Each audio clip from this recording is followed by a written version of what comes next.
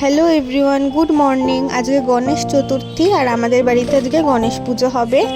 সেই জন্য আমরা সবাই আগের দিন বাজার টাজার করে রেখেছিলাম। আর আজকে দেখো বাইরের ঠিক ওয়েদারটা এরকম, কখনো মেঘলা আবার কখনো রোদ উঠছে। এই দেখো মা আগের দিন ফল আর ফুল কিনে এনে রেখেছিল, আর আজ সকালে দুধের প্যাকেট কিনে এনেছে, কারণ পায়েস রান্না হবে।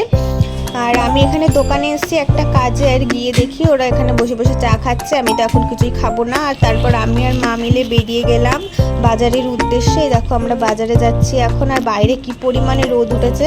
তারপর আমরা গেলাম মিষ্টির দোকানে, এখান থেকে একটু মিষ্টি নিলাম। অনেকগুলি মিষ্টি নেওয়া হয়েছে ঠাম্মার জন্য আর আমাদের বাড়ির গণেশ পুজোর জন্য, সব ঠাকুরকেই তো দেওয়া হবে, এই যে মিষ্টি নেওয়া হয়েছে।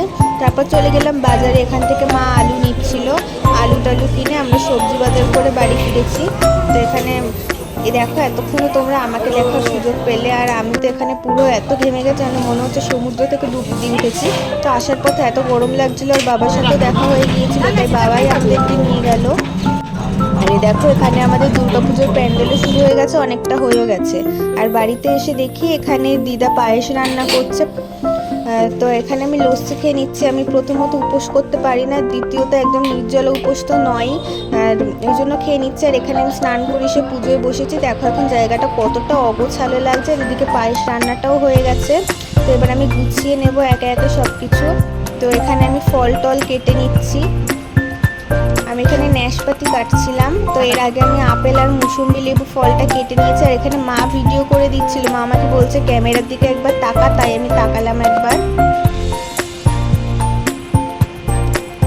তো আমি গণেশ ঠাকুরকে এরকম সামনে বসিয়েও নিয়েছি, আর হলুদ কাপড়টা আমরা কিনে এনেছি। আর এই দেখো এখানে পুজোর দেওয়া আমার হয়ে গেছে। আমি সব কিছু এখানে ফুল টুল দিয়ে সাজিয়ে পরিবেশন করেছি। কেমন লাগছে তোমরা জানিও।